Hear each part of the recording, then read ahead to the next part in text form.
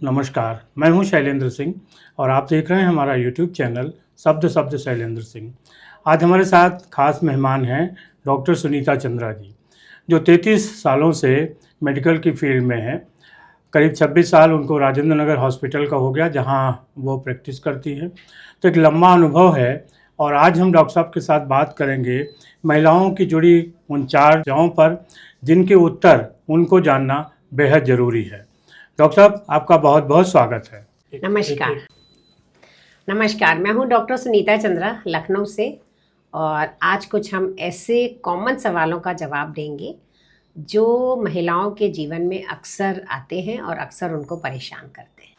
तो डॉक्टर साहब, पहला सवाल ये है कि जब महिलाओं में वाइट डिस्चार्ज कब सामान्य होता है और कब उसे डॉक्टर्स के पास जाना चाहिए? तो ये बहुत ही अच्छा सवाल है, क्योंकि हर दूसरी महिला को होता है कि डॉक्टर साहब मुझे लिकोरिया हो रहा है, डॉक्टर साहब मुझे नीचे से पानी आता है। तो ये समझना बहुत ज़रूरी है कि क्या नॉर्मल है और क्या एबनॉर्मल है।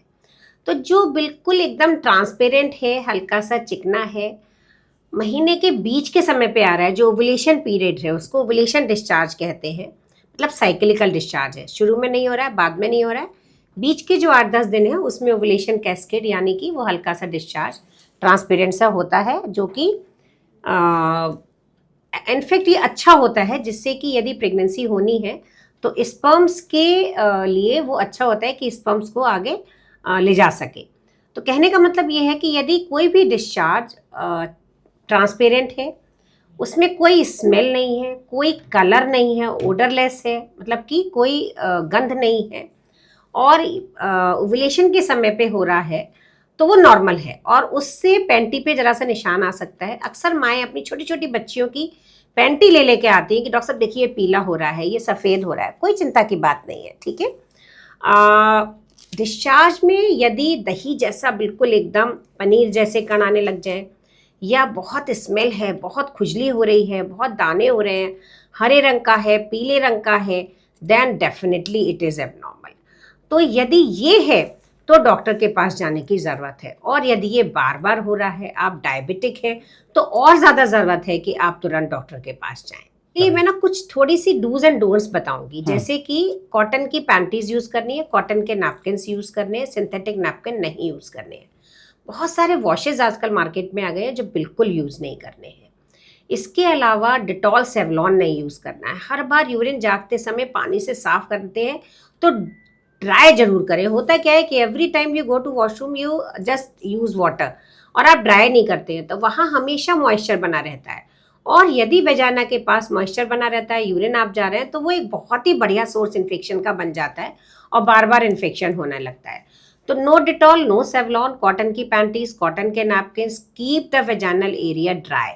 एंड यदि एडोलेसेंट गर्ल है हु आर इनटू सेक्स, तो कोशिश करिए कि बिल्कुल सेफ सेक्स करें, कॉन्डोम्स का यूज़ करें, उसके बाद नीचे का एरिया क्लीन करके ड्राई करके रखें। मल्टीपल सेक्सुअल पार्टनर नहीं होने चाहिए। और यदि डिस्चार्ज में स्मेल है, खुजली हो रही है, दाने हो रहे हैं, बहुत अनइजीनेस है, बार बार यूरिन जाने की ज़रूरत पड़ रही है, तो फिर तुरंत डॉक्टर को दिखाएं। और यदि वहाँ पर रैशेस भी लग रहे हैं या छोटे छोटे अल्सर्स जैसे लग रहे हैं, then it is even more important कि आप तुरंत डॉक्टर को जाके दिखाएं। डॉक्टर साहब, दूसरा सवाल ये है कि बार बार अगर यूरिन इन्फेक्शन हो रहा है तो उसके क्या कारण हैं और कैसे उनसे बचाव करें? तो जो दूसरा सवाल आपने पूछा कि बार बार यूरिन इन्फेक्शन के क्या कारण हैं, तो ये भी बहुत ही महत्वपूर्ण सवाल है। ज़्यादातर समय यूरिन इन्फेक्शन नहीं होता है। वेजानल इन्फेक्शंस में आप इचिंग करते हैं तो वहाँ पर माइक्रो अल्सरेशन यानी छोटे छोटे अल्सर बन जाते हैं, और जब यूरिन जाते हैं तो क्योंकि यूरिन एसिडिक होता है तो वहाँ पर लगने लगता है और लगता है कि पेशाब में जलन हो रही है, जबकि ये वेजानल इन्फेक्शन था। तो पहले तो ये क्लियर करना है कि ये यूरिन इन्फेक्शन है या वेजानल इन्फेक्शन है। यूरिन इन्फेक्शन क्यों बार बार होता है? महिलाएं पानी बहुत कम पीती हैं, काम में लगी रहती हैं, पानी पीने का याद ही नहीं रहता है। दूसरा, यूरिन को होल्ड करना। तो देखिए, कहीं बाहर जा रही हैं जहाँ यूरिन नहीं कर सकते वो तो बात अलग है, पर घर में भी यूरिन होल्ड करके रखती हैं। किचन में काम कर रही हैं तो यूरिन होल्ड करेंगी, किसी के साथ बैठी हुई हैं तो यूरिन होल्ड करेंगी, तो वो अगेन बहुत ही खराब चीज़ है। जो डायबिटिक्स हैं उनको भी बार बार यूरिन इन्फेक्शन होता है। जिनके किडनी में स्टोन्स हैं उनको होगा, या जिनके किडनी में कोई स्वेलिंग हो रही है उनको भी बार बार यूरिन इन्फेक्शन होगा। अब सवाल ये है कि इससे बचा कैसे जाए। बचने के लिए सबसे ज़रूरी चीज़ है, अगेन वही, पानी अच्छे से पिए, पर इसका मतलब ये भी नहीं है कि सारा दिन पानी पी रही है और यूरिन में ही बैठी हुई है। जहाँ तक हो सके यूरिन को होल्ड ना करें। तीसरा, यूरिन कंप्लीट और कल्चर कराने के बाद एंटीबायोटिक शुरू करें। एल्कलाइजर ले सकते हैं, पर अपने आप किसी से भी पूछ के एंटीबायोटिक्स ना शुरू करें। एक अल्ट्रासाउंड यदि बार बार यूरिन इन्फेक्शन हो रहा है तो जरूर कराएं, कहीं कोई स्टोन तो नहीं है या फिर कोई और प्रॉब्लम किडनी में, यूरेटर में या ब्लैडर में है जिसकी वजह से यूरिन इन्फेक्शन हो रहा है। फिर से मैं वही बताऊंगी कि वेजाइनल एरिया, वहीं पर यूरेथ्रा होता है, वहीं वेजाइना, वहीं पॉटी। तो यदि आप उसको आगे से पीछे साफ नहीं कर रहे हैं, पीछे से आगे साफ कर रहे हैं, then also you have urine infection and vaginal infections again and again. Diabetic है तो बार बार यूरिन इन्फेक्शन हो सकते हैं। यूरिन इन्फेक्शन हुआ, 2 दिन दवा खाई, आप ठीक हो गए, और फिर आपको दोबारा से हुआ, फिर आपने दवा खा ली, तो ये भी एक बहुत इंपॉर्टेंट कारण है रिकरेंट यूटीआई का।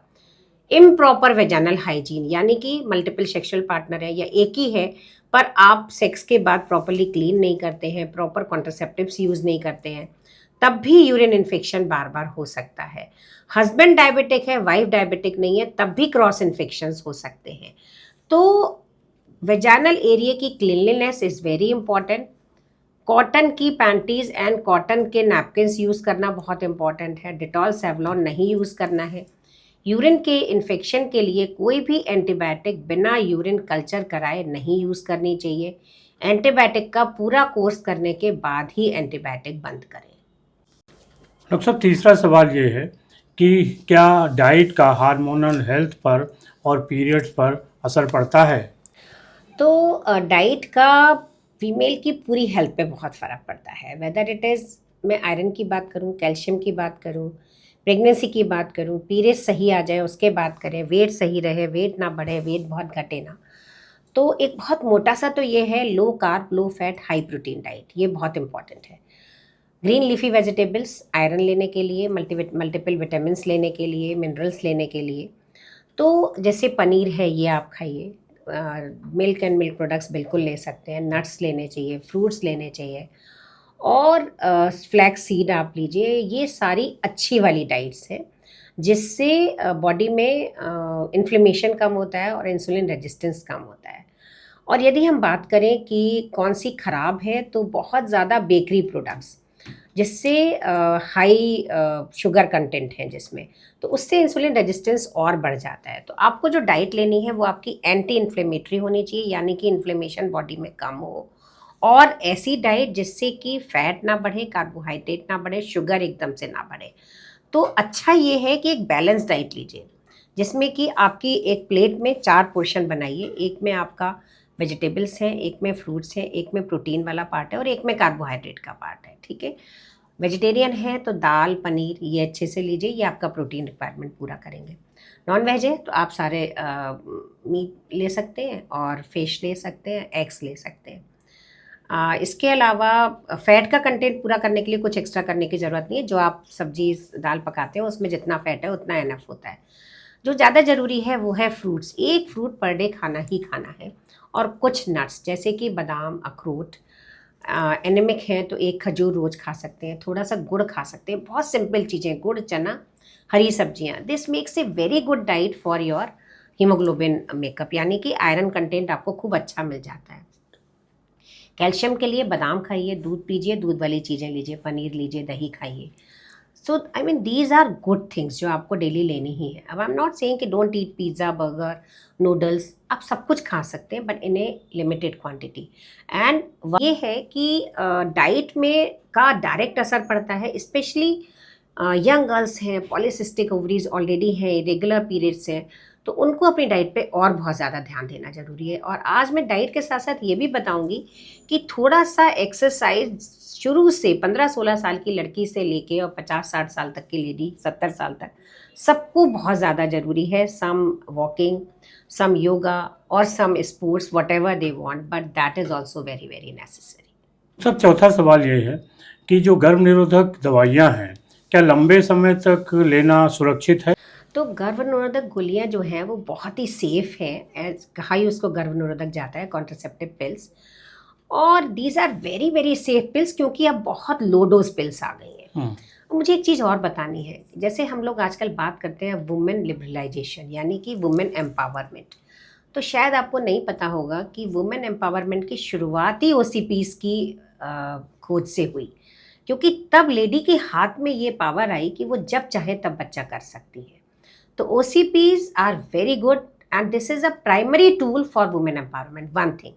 सेकेंड थिंग, कॉन्ट्रासेप्शन यदि प्रॉपरली यूज़ करें तो बहुत सारे अनचाहे गर्भ से निजात मिल सकती है, कि आपको पिल्स खानी पड़ रही है, सफाई करानी पड़ रही है, और जो मैटरनल मॉर्टेलिटी है इतनी ज़्यादा, उसको हम काफ़ी हद तक कम कर सकते हैं यदि प्रॉपर कॉन्ट्रासेप्टिव पिल्स का यूज़ करें।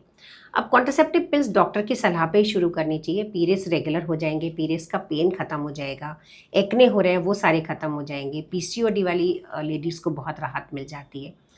ओवेरियन कैंसर और एंडोमेट्रियल कैंसर की जो वो है रेट, वो बहुत कम हो जाता है। अब आता है कि किनको नहीं लेना चाहिए। जो स्मोकिंग करते हैं उनको नहीं लेना चाहिए। जिनको किसी भी वजह से खून में थक्का भरने की टेंडेंसी है, यानी थ्रोम्बोएम्बोलिज्म की टेंडेंसी है, उनको भी ये नहीं लेना चाहिए। जिनको माइग्रेन है उनको नहीं लेना चाहिए, क्योंकि उनमें माइग्रेन प्रेसिपिटेट हो सकता है। जिनमें लिवर डिजीज़ ऑलरेडी है, लिवर एंजाइम्स बढ़े हुए हैं, उनको भी नहीं लेना चाहिए। या पिल शुरू की और बहुत वॉमिटिंग शुरू हो गई तो that means they can not tolerate it. आजकल बहुत लो डोज पिल अवेलेबल है। डॉक्टर से बात करके यदि आप लो डोज पिल्स शुरू करते हैं तो बहुत हद तक पिल्स का टॉलरेंस लेवल बहुत अच्छा आ जाता है। अभी ओनली प्रोजेस्टेरॉन पिल्स भी अवेलेबल हैं जो आप ले सकते हैं, तो जो एस्ट्रोजन के साइड इफेक्ट्स हैं उससे बिल्कुल एकदम निजात पा सकते हैं। Oral contraceptive pills is a boon for females, but take it with your doctor's advice and take it with precautions. If you have something like have a habit of smoking, thromboembolism, कभी भी आपको कोई भी embolism का attack हुआ है, या migraines के अटैक आपको बार बार होते हैं, then I think it is the time that you should consult your doctor and then only start a low dose pill. Otherwise it is very good because it decreases your chances of ovarian and endometrial cancer. Periods are regular, आपको कभी सोचना ही नहीं है कि मेरा period कभी भी ना आ जाए। बिल्कुल रेगुलर पीरियड्स आपके होते रहते हैं। ब्लड कम होता है तो क्या होता है, एनीमिया नहीं होता है, आपके हीमोग्लोबिन लेवल बढ़ता है, यू फील एनर्जेटिक, और आपको बिल्कुल चिंता नहीं रहती है कि कहीं मैं प्रेग्नेंट ना हो जाऊँ। आपके हस्बैंड कुछ यूज़ करते हैं, ठीक है, नहीं कर रहे हैं, because you have the power. When ever you want you will get pregnant, otherwise you will not get pregnant. दोस्तों, ये थी डॉक्टर सुनीता चंद्रा जी के साथ हमारी बातचीत। आपको कैसी लगी ज़रूर बताइएगा। आप किसी ऐसी समस्या से अगर ग्रसित हैं, आपको कोई ऐसी समस्या के बारे में बात करनी है तो आप कमेंट कर सकते हैं। हम लोग दोबारा डॉक्टर साहब के साथ बैठकर उसका एक निराकरण करेंगे। डॉक्टर साहब, बहुत बहुत शुक्रिया और धन्यवाद कि आपने इतना समय हम लोगों को दिया। नमस्कार, बहुत अच्छा लगा मुझे शैलेंद्र जी, आपने ये मुझे अपनी इस चैनल पे लेके आए और महिलाओं की बहुत ही कॉमन समस्याओं के बारे में बात की। मैं यही हूँ, आपको जब भी किसी इस तरीके की समस्या के बारे में पूछना है, आप चैनल पे कमेंट करें, सवाल पूछें और हम पूरी कोशिश करेंगे कि उसका जवाब दे पाएँ। Thank you.